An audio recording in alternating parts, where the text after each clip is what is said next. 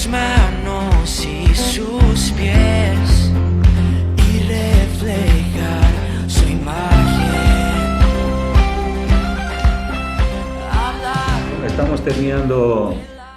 Estamos terminando el año. Qué rápido se ha pasado, ¿verdad? Se ha pasado muy rápido. Así es como dice la Biblia, que nuestra vida es como la flor del campo que crece, se marchita y se muere. Nuestra vida es muy corta, ¿verdad? ¿Os habéis dado cuenta?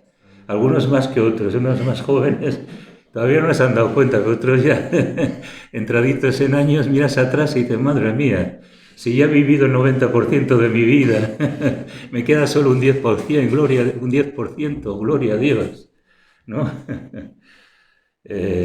Entonces, pues bueno, así somos. Vamos hacia la eternidad.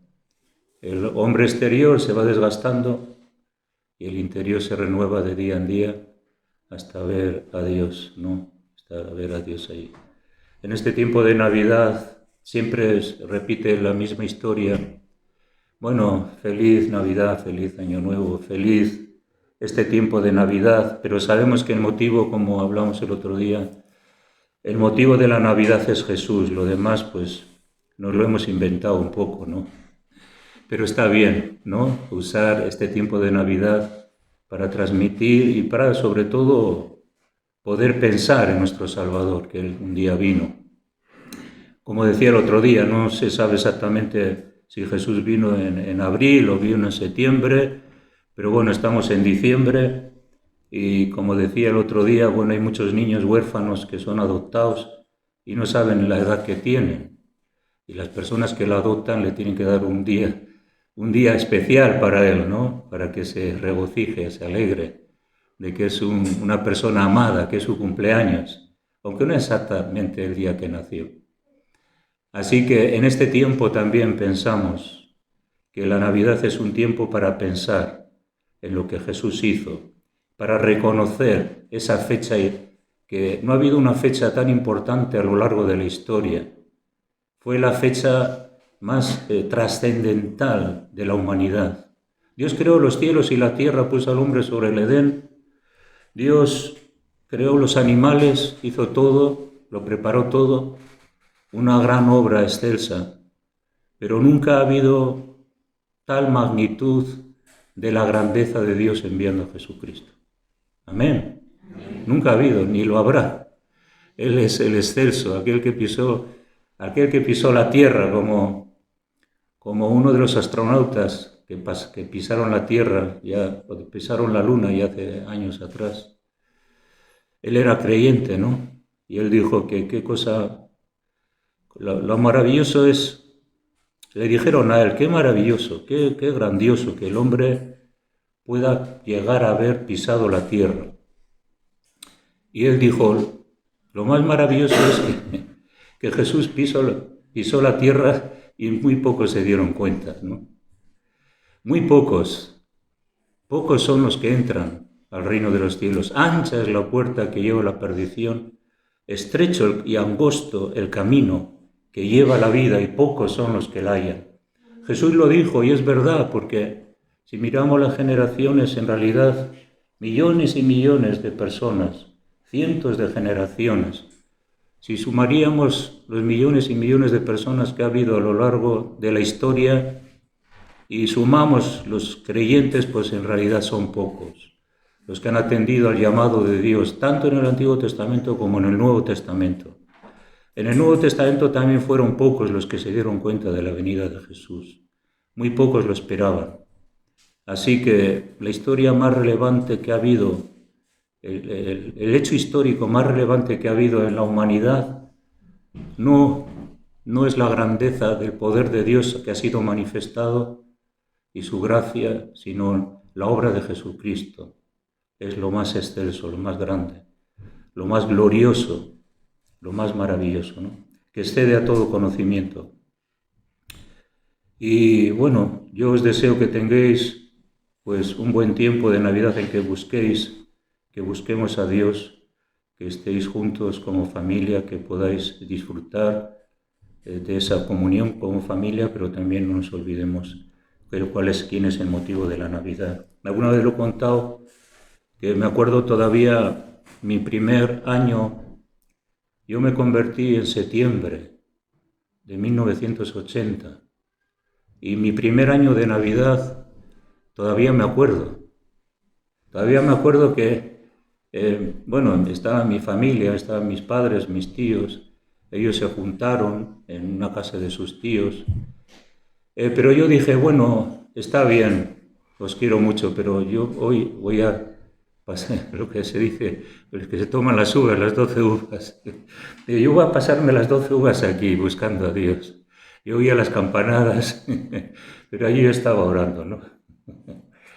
Y fue algo glorioso, que no me podía poner de pie, estaba de rodillas y no me podía poner de pie, porque estaba todo el rato llorando, entendiendo lo que había hecho Jesús por mí, entendiendo esa salvación tan grande que Él me había dado, comprendiendo esa grandeza, mirando, visualizando en la profundidad de la gracia, de la misericordia de Dios, y adorar, y adorar, y adorar, y adorar. Eso es lo que hicieron los magos, ¿verdad? Hoy en día solamente se acuerdan de los que le visitaron a Jesús para hacerse regalos, ¿no? Está bien, haz algún regalo, pero acuérdate que el mayor regalo ha sido Jesús para ti, ¿no? Recíbelo. Y ojalá, si tú no conoces al Señor y todavía no has dado un paso hacia Dios, no termines este año sin decirle a Dios, te entrego mi vida. Te entrego mi vida. Quiero entregar mi vida antes de que termine el año. Sería bueno, ¿eh? Sería que descubrirías la verdadera Navidad, el verdadero sentido de la Navidad, el gozo y la alegría que produce la salvación. Y así es, ¿no? Entonces, pensando en esto, ¿no? Que tengáis un buen tiempo, que el Señor os bendiga, os prospere y os ayude en todo.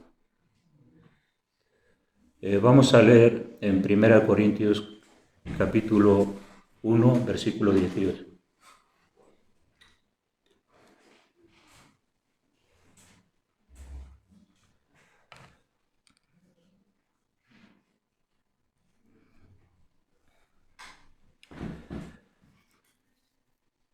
Vamos a entender un poco, ¿no?, esta realidad de Jesús, la realidad de esta obra que Dios hizo enviando a su unigénito, a su propio Hijo. Así Pablo está diciendo, porque la palabra de la cruz es locura a los que se pierden, pero a los que se salvan, esto es, a nosotros, es poder de Dios.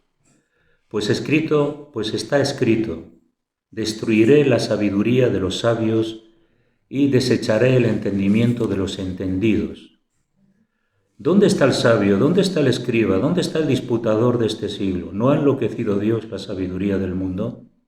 Pues ya que en la sabiduría de Dios el mundo no conoció a Dios, mediante la sabiduría agradó a Dios salvar a los creyentes por la locura de la predicación.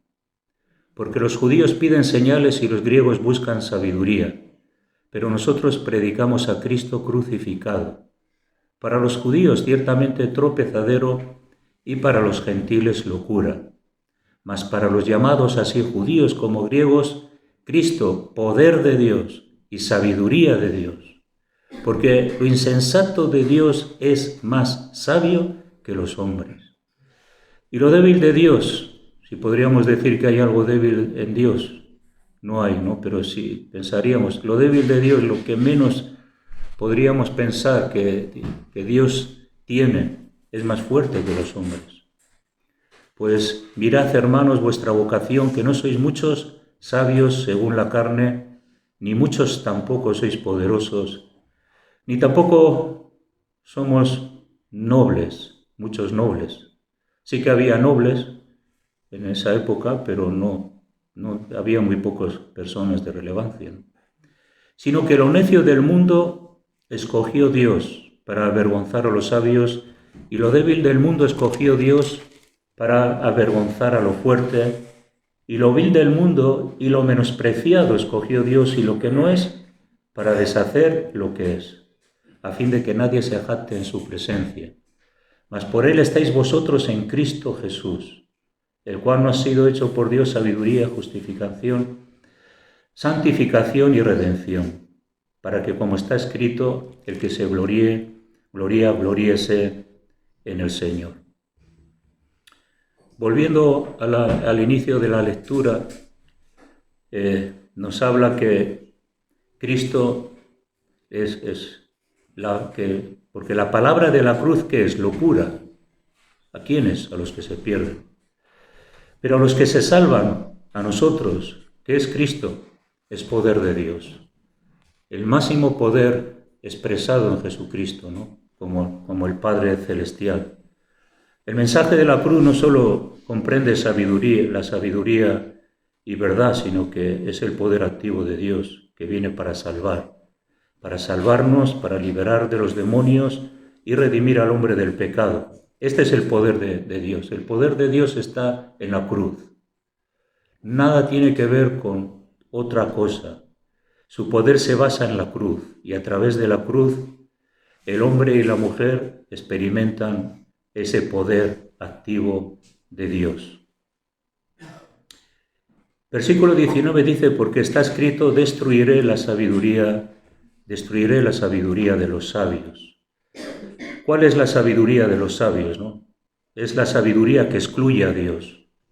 Toda la sabiduría que vemos a nuestro alrededor que excluye a Dios, esa es la sabiduría de este mundo, que pone de relieve que la raza humana es autosuficiente, que no necesitamos a Dios, que convierte al hombre en la autoridad suprema. Dios no tiene autoridad, es el hombre quien tiene autoridad. Eso es la sabiduría del mundo, ¿no? Y niega que se pueda tener una relación con Dios, y niega que también Jesucristo es el poder de Dios. Entonces aquí, más adelante también, si leemos en 3:19, habla con esto exactamente, ¿no? 1 Corintios 3:19 dice que porque la sabiduría de este mundo es insensatez. O sea, la sabiduría de este mundo es insensatez. Algo insensato es algo tonto, algo que no llega a nada, que no hace nada, que no va a servir para nada. Esfuerzos que nada tienen, que no van a conseguir ningún resultado. Es insensatez para con Dios. Dios, cuando ve el esfuerzo y la sabiduría de este mundo, como la Torre de Babel, que quisieron llegar al cielo, cuando Dios mira la insensatez de este mundo, sus esfuerzos, su trabajo, sus afanes, Dios dice que nada, que no van a conseguir nada, y así es. Pues escrito está, Él prende a los sabios en la astucia de ellos, la astucia de este mundo. Pero a Dios no le podemos engañar, Dios es más astuto. Por lo tanto, los esfuerzos humanos con su astucia no alcanzarán lo que realmente los propósitos de Dios podemos alcanzarlos a través de Jesucristo. Y dice el versículo 20 que el Señor conoce los pensamientos de los sabios, que son vanos. Así que todo, luego leeremos alguna cosa, todo lo que se está pues desarrollando en este mundo, ¿no? En cuanto a la sabiduría del hombre, pues realmente ¿qué significa? Que no va a servir para nada, no le va a servir al hombre para nada, no va a conseguir las metas que el hombre está tratando de conseguir a través de su propia sabiduría, no le va a servir absolutamente de nada, ¿no? Así que nunca el hombre va a conocer la verdad a través de sus esfuerzos, ni va a conocer a Dios, sino que realmente la sabiduría de Dios está en Jesucristo. A través de Él podemos encontrar realmente y lograr que nuestros esfuerzos no sean vanos, sino que alcancemos a Dios y tengamos un futuro no incierto, sino un futuro seguro. En Hechos 17:18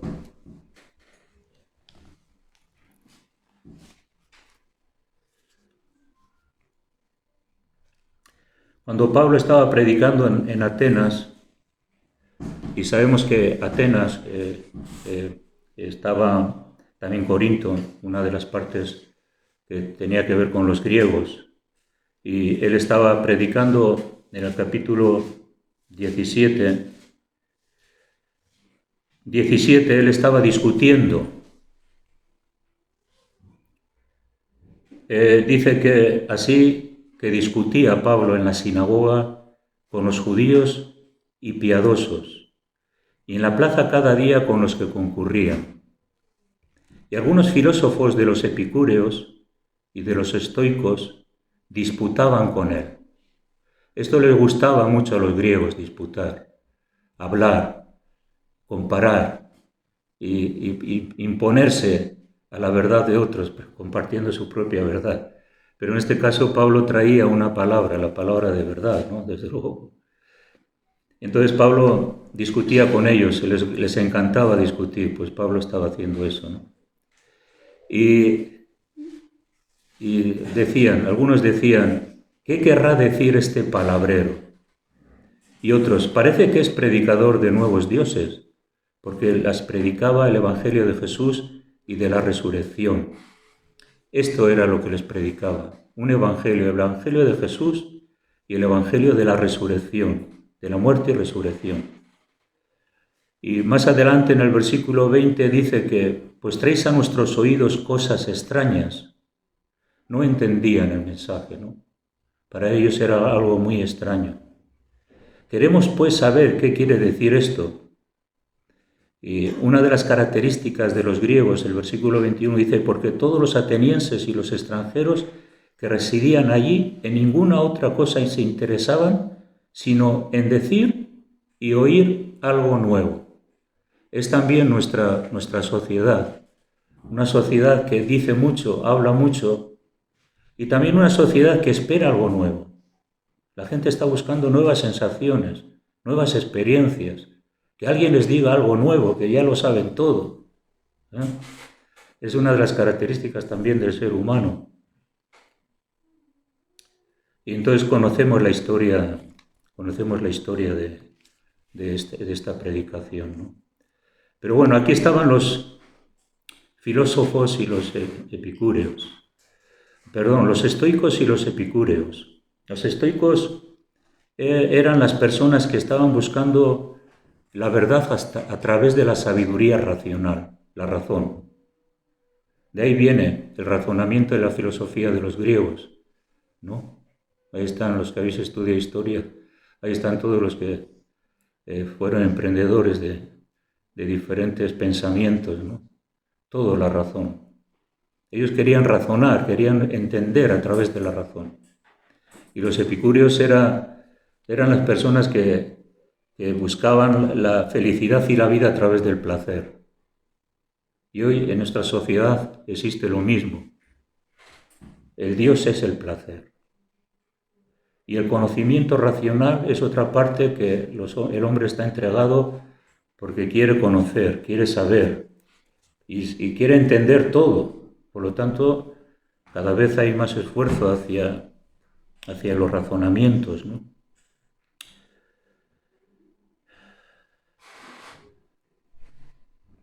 Vamos a leer en Colosenses 2, 8. Y estamos en que el mensaje de la predicación es un mensaje que no llega, no se entiende, como hemos leído, cosas extrañas. ¿Por qué? Porque las personas están enfocadas a otras cosas, ¿no? Y nos encontramos también con la misma realidad. Cuando también leemos aquí en Colosenses 2:8, nos está diciendo, y esto es para nosotros, porque también estamos rodeados de filosofías, rodeados de pensamientos humanos, y tenemos que velar para que en ninguna de esas cosas depositemos la confianza. Dice que mirad que nadie os engañe por medio de filosofías y huecas sutilezas, según las tradiciones de los hombres, conforme a los rudimentos, la forma de vivir del mundo, y no según Cristo. Así que está diciendo, mirad, que nadie os engañe, tantas filosofías, pensamientos, estructuras religiosas. Pero aquí la palabra esta dice que está hueca, porque la Biblia dice también que hay algunos que tienen apariencia de piedad, pero es solamente una sutileza hueca, que no hay nada, en el fondo no hay nada. ¿Cuántos de nosotros hemos depositado nuestra confianza en muchos aspectos a lo largo de nuestra vida y nos hemos dado cuenta que nos miramos a nosotros mismos y estamos huecos? No hay nada, no hay esencia, no hay vida, solamente una estructura de ideas filosóficas o pensamientos. Te lo digo yo porque yo estuve entregado al yoga, a las filosofías, y sin embargo me miraba a mi interior y me miraba y estaba hueco y vacío. Esfuerzo exterior, tratando de buscar algo, entender algo, comprender algo, y a la vez cada vez más lejos y con más preguntas.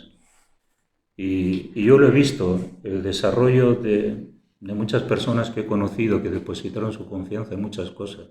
Así como las iban depositando, las iban dejando. Y he tenido oportunidad a lo largo de los años de ver personas a mi alrededor, queridas, que depositaban su confianza en esto, y ya no estaban en ninguna de esas cosas. Huecas sutilezas, ¿no? Filosofía, religiones, tradiciones, que a veces se pone el énfasis en eso, en un desempeño humano, aparte de lo que es la revelación bíblica escrita. Y a veces la sutileza es que algunos combinan palabra de Dios y adaptan la palabra de Dios a sus propios deseos y a sus propias formas de vivir. Eso es lo que se le llama, pues aparte de que a veces puede haber un humanismo también dentro de las mismas religiones y las filosofías, ¿no? Que no confían en Dios, sino que confían en sí mismos. Y como ¿y qué enseña, no? ¿Qué enseña esta filosofía? La filosofía del humanismo, ¿no? El cual estamos impresos.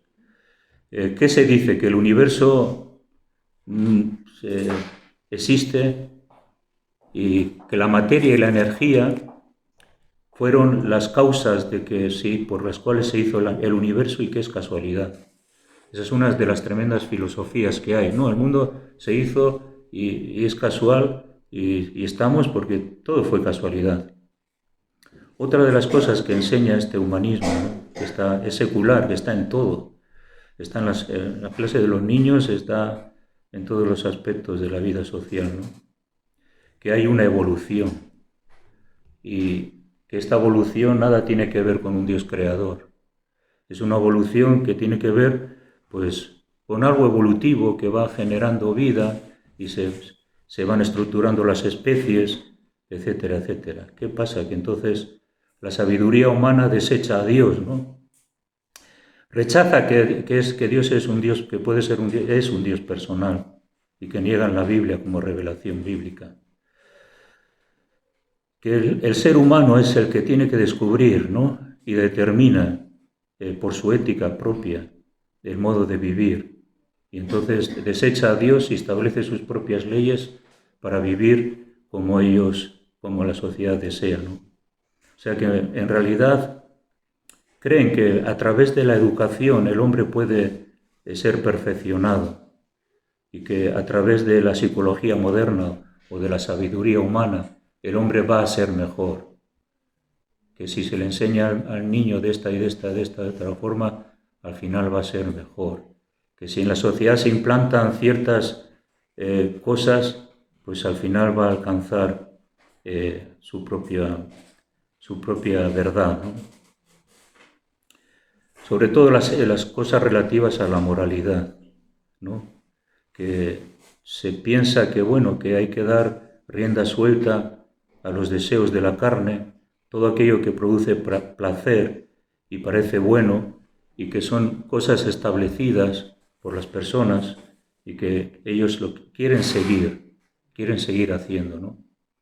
los estoicos, la búsqueda del placer. Estamos llenos, los epicúreos, la búsqueda del placer.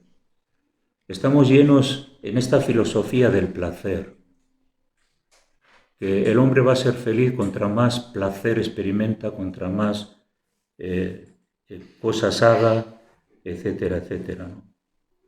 Y sabemos que no, porque todos los que nos hemos entregado al placer, nos hemos dado cuenta que no nos ha llenado nada, sino todo lo contrario. Nos ha afectado mucho el pecado, nos ha destruido mucho el pecado, nos ha desequilibrado el pecado, nos ha dejado más vacíos que antes el pecado.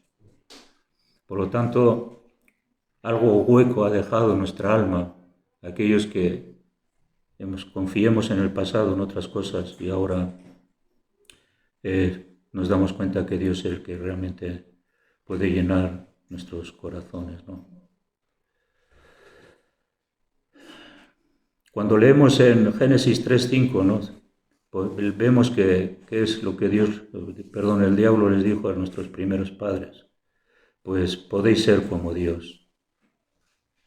Esa es el engaño del diablo hacia la humanidad. Vosotros sois dioses, podéis ser como Dios, dejar a Dios que vosotros vais a alcanzar mayores objetivos, mayores cosas, ¿no? Así que cambiaron la gloria de Dios por la mentira, dando culto a las criaturas antes que al Creador. Nuestra generación o nuestra raza humana caída cada vez sigue siendo la misma idólatra que antes, ¿no? Y siguen adorando a muchos dioses. Sin embargo, el único que merece nuestra adoración es el Señor, ¿no? Si necesitamos velar, como hemos dicho, para que nadie nos engañe por medio de filosofías y huecas sutilezas, según las tradiciones de los hombres y no según Dios. Aquí mismo en Corintios capítulo 2, versículo 4,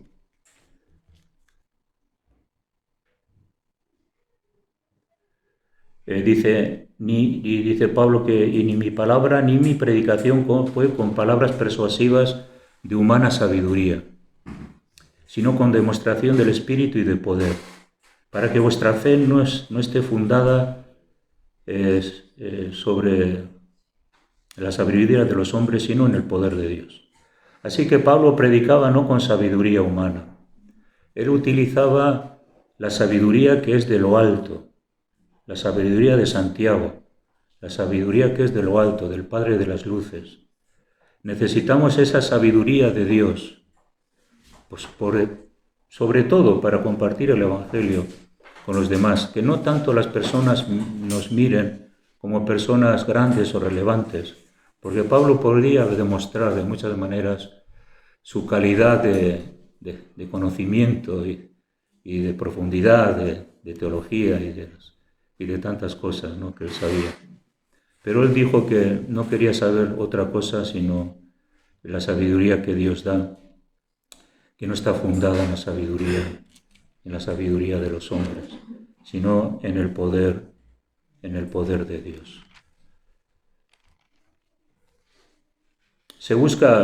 Todas las personas buscan héroes, o muchas personas buscan referentes a quien imitar.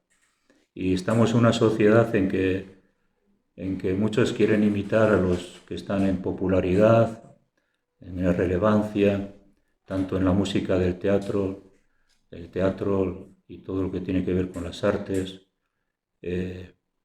Quieren alcanzar, ¿no?, ese estatus, ¿no?, y querer ser como ellos. Y sin embargo nuestra referencia es Jesús. Y como hemos leído que esta sabiduría es una sabiduría aplicada a nuestro corazón que nos libera, ¿no?, también de la idolatría y de seguir a personas de relevancia, sino tenemos que seguir la cruz. Por eso dice el versículo 20 que ¿dónde está el sabio del capítulo 1 de 1 de Corintios? ¿Dónde está el sabio? ¿Dónde está el escriba? ¿Dónde el disputador de este siglo? ¿No ha enloquecido a Dios la sabiduría del mundo? Pues sí, Dios la ha destruido trayendo algo tan sencillo y tan fácil como que Jesús murió y resucitó. Y ahí está la clave de la sabiduría de Dios, la verdadera sabiduría que Dios quiere que nosotros entendamos. Dios está, pues, contra todos los intelectuales arrogantes, como hubo antes, ahora también. Dios está en contra de todos los intelectuales que son arrogantes, menosprecian a Dios, se piensan que tienen toda la razón, han estudiado tantos libros, han desarrollado tantas tesis, están seguros en sí mismos. Pero Dios ha enloquecido toda esa sabiduría, echándolo por tierra. Así nosotros tenemos que estar contentos que hemos leído que lo vil del mundo y lo menospreciado escogió Dios, y lo que no es, para deshacer lo que es, a fin de que nadie se jacte en su presencia.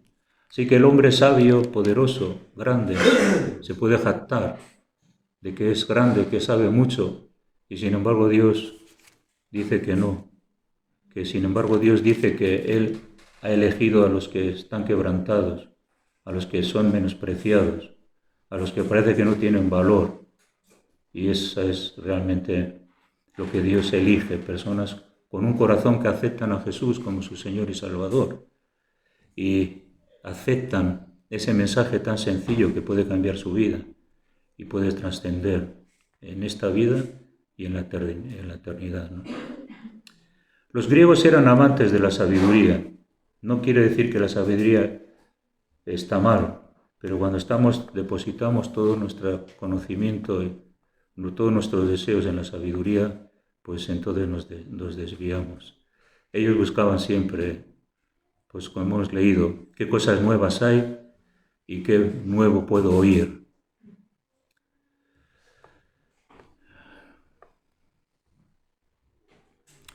Por eso que es un mensaje que no atrae a nuestra sociedad. El mensaje de la cruz no atrae a nuestra sociedad, porque estamos ante una sociedad soberbia, segura de sí misma, orgullosa, altiva, que no creen nada más que en ellos mismos, y por eso el mensaje de la cruz no tiene cabida.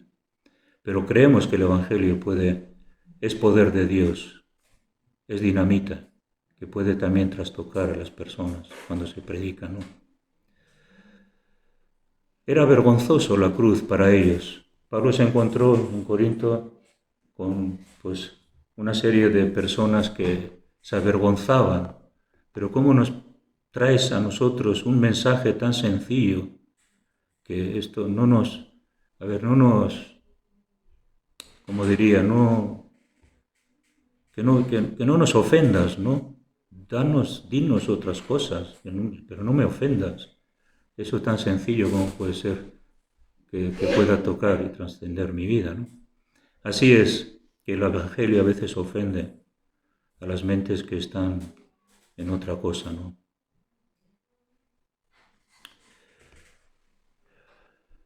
Se echa a un lado el Evangelio.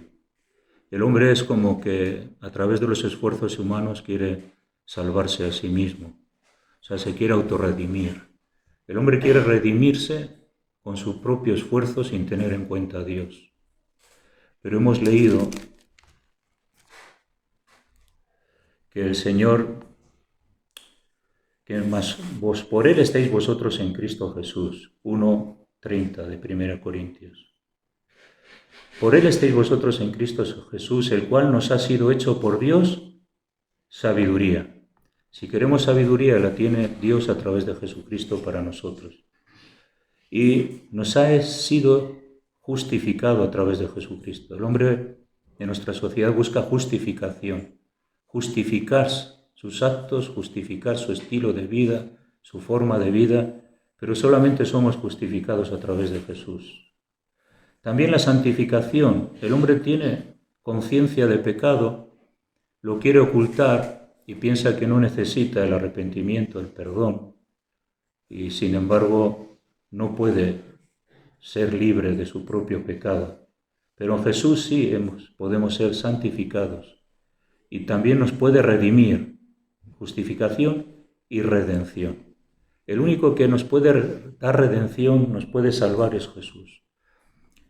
La sociedad en la que estamos se quiere redimir a sí misma a través de sus propios esfuerzos, quiere crear su propio Edén, una sociedad perfecta, etcétera, etcétera. Pero vemos que eso no ha existido ni existirá en un mundo que cada vez hay más inteligencia, más conocimiento, más ciencia y cada vez hay más violencia, más inmoralidad, más odio, más rencor. ¿Y qué? ¿La sociedad ha progresado algo? No ha progresado nada. ¿Por qué? Porque los esfuerzos del hombre no están enfocados en Dios. Pensemos en un momento, si todos los seres humanos empezarían a conocer a Dios, nacerían de nuevo, se entregarían a Cristo, este mundo sería otra historia.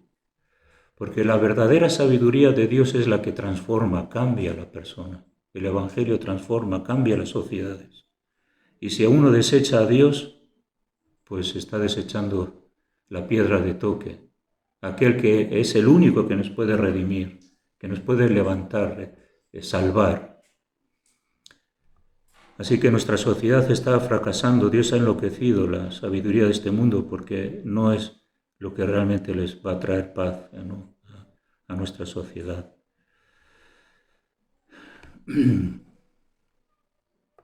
Algo que le cuesta a la gente entender, que a través de esa obra sencilla de la cruz, que está la sabiduría de Dios, que ha cambiado vidas y que es el único plan de salvación. Y la gente no entiende cómo podemos vivir por medio de alguien que murió. Sabemos que es algo que es con discernimiento espiritual, quizás llegamos a ese versículo, pero ¿cómo uno que murió puede resolver mis problemas?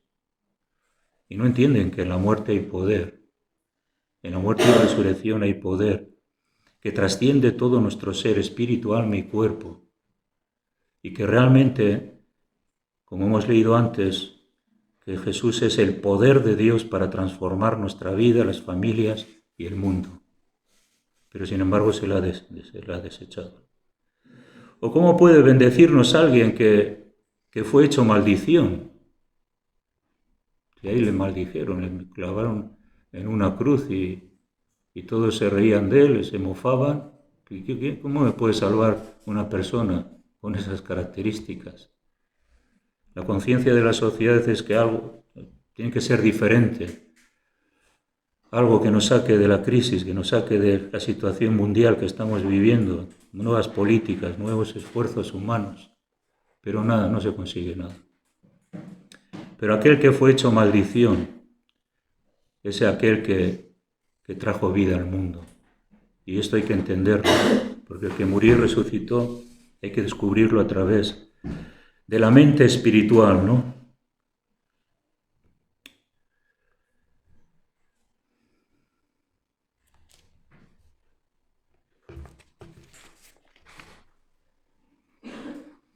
Entonces, aquellas mismas cosas que buscaban los judíos y los griegos se encuentran en Jesús.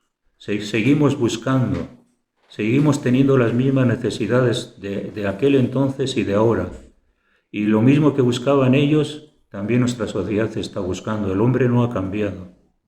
El hombre sigue siendo el mismo, un alma que necesita ser redimida, un salvador que trastoque su interior, su alma, su vida. Alguien que revolucione su corazón y sepa por qué vive y por qué está y a dónde va.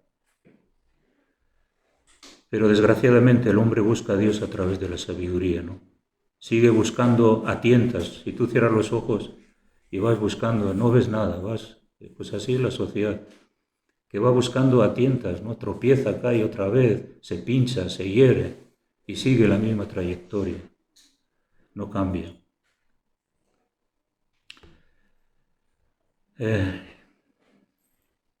Desde luego que a lo largo de la vida yo me convertí a los 20 años, pero me hizo falta unos 4 o 5 años después de la pubertad para darme cuenta que a pesar de mis esfuerzos me di cuenta de mi propia incapacidad. Esfuerzos en esto, en aquello, en aquello. Y llego al final de mi camino, a los 20 años, mi propia incapacidad. Sigo siendo el mismo sinvergüenza, el mismo duro de corazón, el mismo sin sentido, depresivo, angustiado, vacío. Y sí, lo que sí decía es: Señor, ¿dónde estás? Si tú existes, yo creo que ningún hombre me lo va a decir, me lo vas a decir tú. Y así fue. Cuando Dios tocó mi vida dije: tú eres Dios, porque Dios es tan especial, es tan personal, que cuando Dios se revela a tu vida, no cabe duda que te vas a dar cuenta que no es algo sensacionalista por decir que de repente algo no. Es una persona que se acerca a tu vida, te abraza, te ama, te perdona, te restaura y te levanta. Y así es que antes de que termine este año, tú tienes que entregar tu vida a Jesús para que empiece a ser diferente lo que queda de año, como decía al principio. Y el año que viene sea un año glorioso para tu vida, diferente para tu vida. Y tenemos que entregarnos al Señor con todo nuestro corazón, ¿no? Así que acordémonos, Cristo es el poder de Dios y sabiduría de Dios, que ha desechado la sabiduría de este mundo y todas las filosofías y los esfuerzos humanos, y sigue diciendo que Jesús es el único que salva, que perdona y que llena. Cuando antes estábamos leyendo sobre los estoicos, ¿no?, que buscaban la sabiduría racional, y también en otra parte de las Escrituras vemos que algunos pedían señales. Hoy en día la gente quiere señales, quiere cosas extraordinarias. Bueno, si Dios existe, pues que me lo revele. Bueno, pues todavía no me ha dicho Dios que está ahí, y le retan, ¿no? Como diciendo, bueno, si Dios existe, ¿por qué no me lo dice? ¿Por qué no? Y la palabra clave es que ¿no te has dado cuenta que Jesús murió y resucitó por ti? Esa es la señal más maravillosa y más gloriosa que puedes tener. Hay otras señales, desde luego, ¿no?, que Dios nos ha demostrado a través de la creación y de las cosas hechas, de tal forma que dice Romanos que no tenemos excusa. Pero la gente busca señales y busca personas marabares, personas a las que puedan seguir, que puedan ser marabaristas o que hagan trucos de magia o buscar algún seguidor que pueda satisfacer sus deseos un poco de espectáculo. Estamos en el mundo de los espectáculos y la gente busca espectáculo y busca cosas nuevas y busca cosas que no son, que cada vez hay más exigencia. Y vosotros sabéis en todo lo que tiene que ver con los medios de Internet, que la gente cada vez quiere hacer cosas más y más extraordinarias para llamar la atención y tener seguidores. También los hubo. Después de que murió Jesús en el año 45, en el año 54, había falsos mesías que querían imitar al Mesías con señales.